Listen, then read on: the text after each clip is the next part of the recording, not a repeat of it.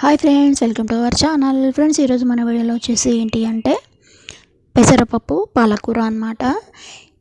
ఇది ఫస్ట్ అయితే చపాతీలోకి అండి చాలా కాంబినేషన్ చాలా బాగుంటుంది. ఈవెన్ రైస్లోకి కూడా చాలా బాగుంటుంది అనుకోండి. కాకపోతే మనకి చపాతీకి కానీ జొన్న రొట్టెకి కానీ ఇట్లాంటి వాటికైతే సూపర్ కాంబినేషన్ ఉంటుంది. సో ఫ్రెండ్స్, అది ప్రిపేర్ చేసుకోవడం కూడా చాలా ఈజీ. సో ఫ్రెండ్స్, చూసారు కదా, ఇక్కడ నేను పెసరపప్పు అండి కాస్త వేయించిన తర్వాత ఒక హాఫ్ అన్ అవర్ అలా నానబెట్టి పెట్టాను. సో ఇలా మనం వేయించాలండి కంపల్సరీ, లేకపోతే మనకి పచ్చి స్మెల్ అనేది వస్తుందన్నమాట. సో ఫ్రెండ్స్, ఇది కొంచెం ఉడికిన తర్వాత మనకి ఈజీగా ఉడికిపోతుంది. ఒక పావు టీ స్పూన్ అంతా పసుపు వేసాము. మనం కుక్కర్లో పెట్టాల్సిన అవసరం ఉండదు, ఎందుకంటే మనం ఒక హాఫ్ అన్ అవర్ అలా పెట్టాం కదా. సో ఇక్కడ వచ్చేసి ఒక నిమ్మకాయ సైజ్ అంతా చింతపండు యాడ్ చేస్తున్నాను,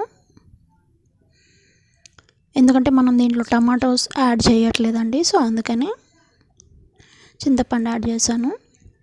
సో మనకు పప్పు ఉడికిపోయిన తర్వాత ఇక్కడ మనం పోపు ప్రిపేర్ చేస్తున్నాం అనమాట. తాలింపు ఆయిల్ హీట్ అయిన తర్వాత అయితే పోపు గింజలు వేసాను. తర్వాత ఒక 2-3 ఎండుమిరపకాయలు అనమాట, వాటిని కొంచెం ఫ్రై చేసాం ఫ్రెండ్స్. కొంచెం కలర్ వస్తే మనకి సరిపోతుంది.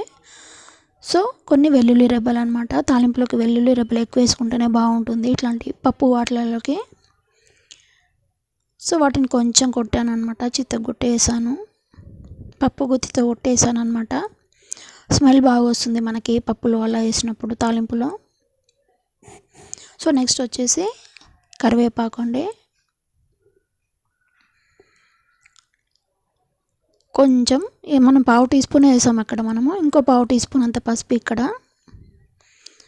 సో సరిపోతుంది అనమాట మనకి. నెక్స్ట్ వచ్చేసి చిన్నగా కట్ చేసి ఒక 3-4 టైమ్స్ కడగండి పాలకూరని,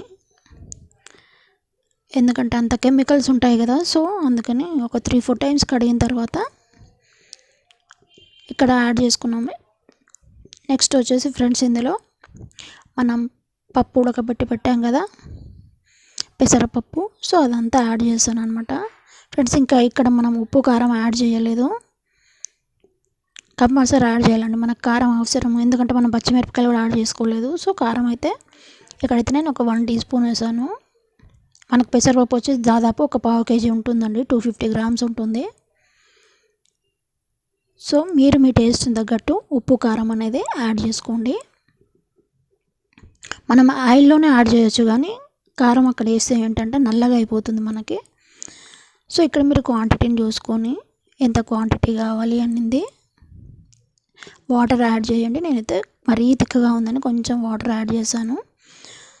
సో ఫ్రెండ్స్, చూసారా, ఒక 4-5 మినిట్స్ తర్వాత మన పాలకూర పప్పు మొత్తం ఉప్పు కారంతో చాలా బాగా ఉడికిపోయిందనమాట.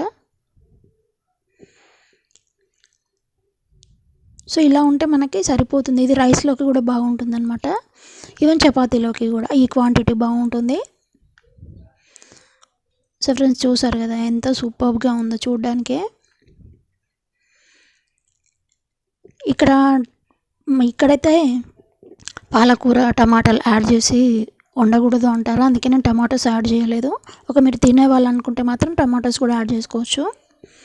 టమాటో యాడ్ చేసినప్పుడు చింతపండుని స్కిప్ చేసేయండి. సో ఫ్రెండ్స్, వీడియో నచ్చింది కదా, వీడియో నచ్చితే లైక్ చేయండి, షేర్ చేయండి, కామెంట్ చేయండి, అలాగే ఛానల్ని సబ్స్క్రైబ్ చేయడం మాత్రం మర్చిపోకండి friends. Keep watching. Thanks for